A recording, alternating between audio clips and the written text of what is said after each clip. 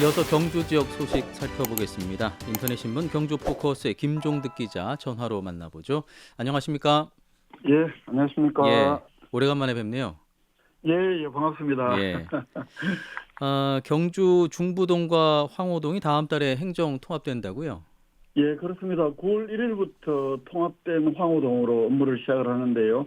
둘 다 그 법정동이 아니라 행정동입니다. 경주시 음, 중부동하고 황호동 둘 다 도심에 있는 동인데 한 6년 동안의 통합 작업이 마무리가 돼서 다음 네. 달 1일자로 통합 황호동으로 새롭게 출범을 합니다. 이 두 개 동이 어떻게 통합을 하게 된 걸까요?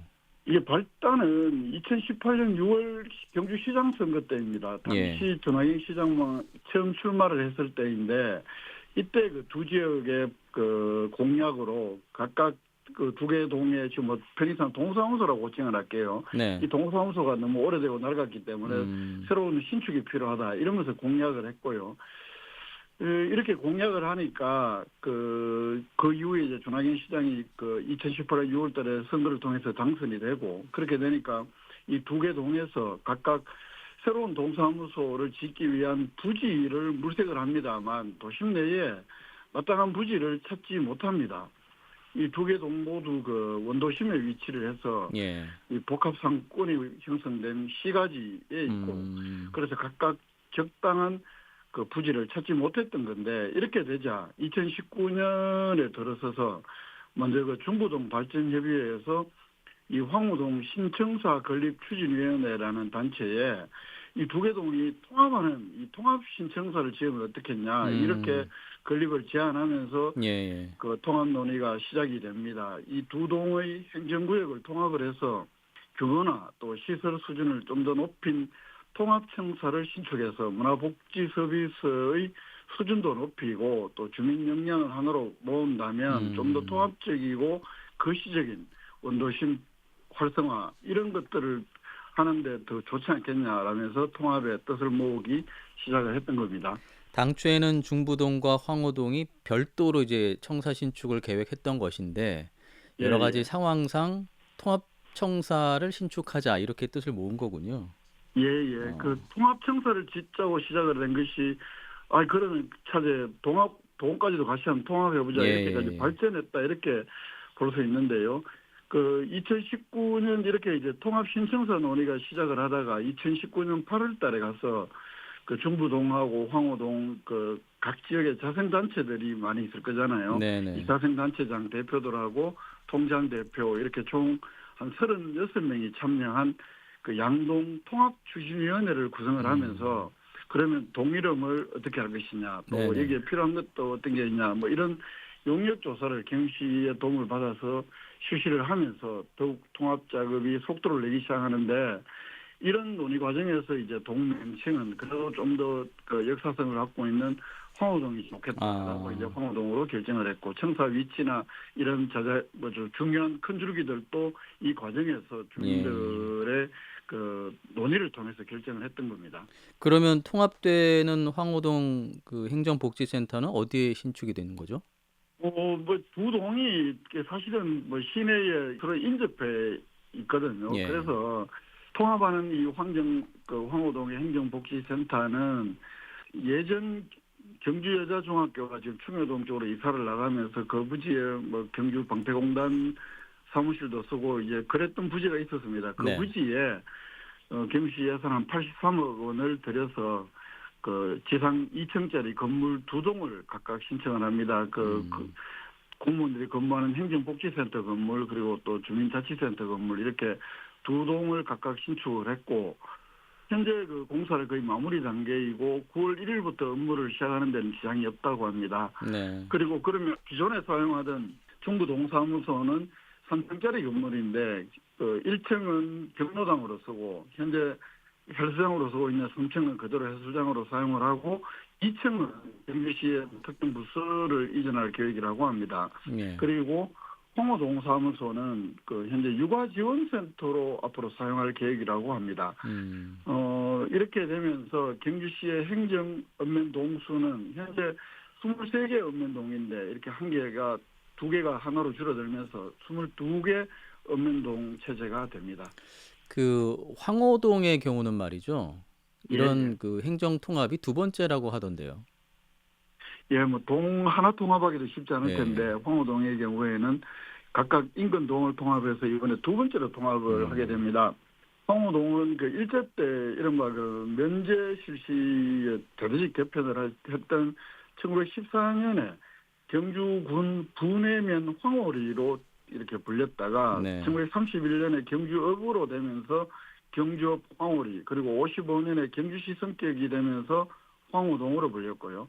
그리고 이 황호동은 2009년 5월 1일 날 성동동, 경기옥성 부근에 성동동하고 행정동을 한번 통합을 했고, 그때도 황호동으로 명칭이 남았고요. 이번에 또 중부동하고 통합을 하면서 두 번째 행정동 통합을 이루게 되는 셈인데, 이 황호동이라는 명칭이 아무래도 옛날 신라왕경의 중심에 있기 때문에 음, 혼촌, 황호 뭐 이런 개념으로 그 황호동이라는 이름이 역사성을 갖고 있는 것이고, 또 신라왕경 내에 그 다섯 번째 방이다. 그래서 황오라는 뭐 이런 아, 유래가 있거든요. 이렇기 때문에 네네. 다른 어떤 이름들을 다 물리치고 황호동이라는 이름을 계속 고수하게 되는 것 같습니다. 음, 7월 말 현재, 올해 7월 말 현재 그 인구수를 봤더니 중부동의 인구가 4,365명, 황호동은 5,507명인데요. 네. 이 통합을 해도 9,872명으로 만 명이 채 되지는 않습니다. 아, 그럼에도 22개 읍면동 가운데에서는 10번째로 많은 인구수, 그러니까 한 가운데 정도의 네네. 규모가 되는 셈입니다. 아, 이번에 이렇게 중부동과 황호동의 행정 통합 소식을 알려주신 이유가 좀 있을 것 같습니다. 어떤 의미가 있길래 이렇게 전해주실까요? 경주시에서는 주민 주도의 모범적인 통합 추진 사례다, 음, 이렇게 평가를 합니다. 그 네. 말 실제로 일리가 있습니다. 아까 쭉 제가 설명을 드렸던 대로 처음에는 두 개 동사무소 청사를 짓는 논의에서 시작을 했다가, 아이 그럴 바에 차라리 동을 통합해보자. 음, 뭐 이른바 규모의 경제학 뭐 이런 것도 있잖아요. 좀 네네. 규모가 컸을 때 동발전이나 오히려 이런 게 더 기할 수 있겠다. 이런 주민들의 자발적 논의가 6년 만에 결실을 맺는다. 이런 주민들의 자발적인 어떤 움직임에서 출발했다는 점이 매우 주목되는 점이다. 이렇게 평가할 수 있을 것 같고요. 이것도 경주시에서 마찬가지로 굉장히 큰 의미를 두는 부분이고, 사실은 이 여러 가지 좀 행정적 지원은 경주시가 매우 열심히 했고 잘했다, 이렇게 또 양동의 갈등 요인들을 최소화하면서 이런 노력들은 네. 경주시가 지원을 매우 잘했다, 이렇게 볼 수도 있고요.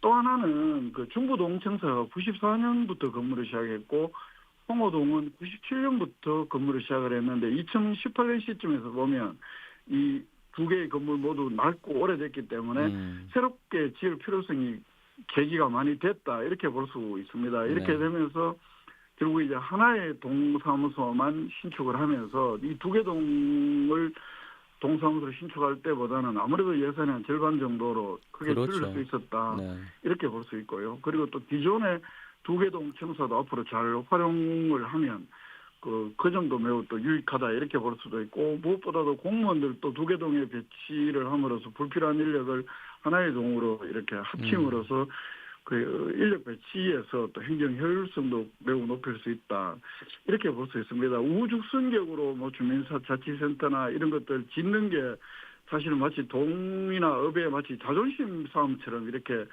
확산되고 있는 추세. 그래서 예산이 참 아깝다, 이런 지적도 많았는데, 이런 네. 점에서 저는 더욱더 큰 의미가 있다, 이렇게 볼 수 있을 것 같고요. 준하경 시장도 그렇기 때문에 이게 단순한 행정구역 조정이 아니라 지역 자원을 결집해서 그 좀 더 효율적이고 질 높은 행정을 음, 실현하는 변화의 출발점이 될 것이다라면서 크게 의미를 부여하고 있습니다. 최근에는 양단체, 자생단체 대표들 상견례도 했고요. 네. 그래도 또 법정 그 주민자치위원회랑 또 요거는 각각의 임기가 있기 때문에 내년 1월달 통합 출범을 예정으로 현재 준비 중이고, 나머지 음, 자생단체들도 각각 통합을 그 내부적으로 추진 중인 것으로 이렇게 파악이 되고 있습니다. 예. 아, 중부동과 황호동의 행정 통합 소식이었는데요. 무엇보다 이번 통합이 원도심 활성화에 있어서 좀 좋은 계기가 되면 좋겠다는 생각 해보게 됩니다. 예, 예.